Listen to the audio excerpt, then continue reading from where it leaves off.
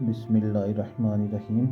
Be be نہدیہ اور حضرت be be ام عبیس رضی اللہ عنہما بھی باندیاں تھیں۔ اسلام لانے کے بعد کفار مکہ نے ان دونوں کو طرح طرح کی تکلیفیں دے کر بے پناہ اذیتیں دیں، مگر یہ اللہ والیاں صبر و شکر کے ساتھ ان بڑی بڑی مصیبتوں کو جھیلتی رہیں، مگر اسلام سے ان کے قدم نہیں ڈگمگائے۔ حضرت یار غار مصطفیٰ ابو بکر صدیق باصفا رضی اللہ عنہ نے کس طرح اسلام پر اپنی دولت نثار کی، اس کی ایک جھلک یہ ہے کہ آپ نے ان غریب و بے کس مسلمانوں میں سے اکثر کی جان بچائی، اور آپ نے حضرت بلال و عامر بن فہیرہ و ربینہ و زنیرہ و نہدیہ و ام عبیس رضی اللہ عنہم، ان تمام غلاموں کو بڑی بڑی رقمیں دے کر خریدا اور سب کو آزاد کر دیا، اور ان مظلوموں کو کافروں کی ایذاؤں سے بچا لیا۔ حضرت ابو ذر غفاری رضی اللہ عنہ جب دامن اسلام میں آئے تو مکہ میں ایک مسافر کی حیثیت سے کئی دن تک حرم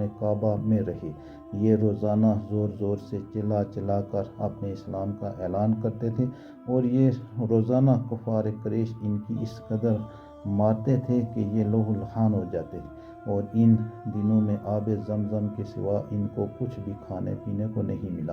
واضح رہے کہ کفار مکہ کا یہ سلوک صرف غریبوں اور غلاموں ہی تک محدود نہیں تھا، بلکہ اسلام لانے کے جرم میں بڑے بڑے مالداروں اور رئیسوں کو بھی ان ظالموں نے نہیں بخشا۔ حضرت ابو بکر صدیق رضی اللہ عنہ جو شہر مکہ کے ایک متمول اور ممتاز معززین میں سے تھے، مگر ان کو بھی حرم کعبہ میں کفار قریش نے اس قدر مارا کہ ان کا سر خون سے لت پت ہو گیا۔ اس طرح حضرت عثمان غنی رضی اللہ عنہ جو نہایت مالدار اور صاحب اقتدار تھے، جب یہ مسلمان ہوئے تو غیروں نے نہیں بلکہ خود ان کے چاچا نے ان کو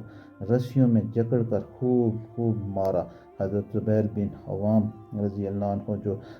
بڑے رعب اور دبدبے کے آدمی تھے، مگر انہوں نے جب اسلام قبول کیا تو ان کے چاچا ان کو چٹائی میں لپیٹ کر ان کی ناک میں دھواں دیتے تھے،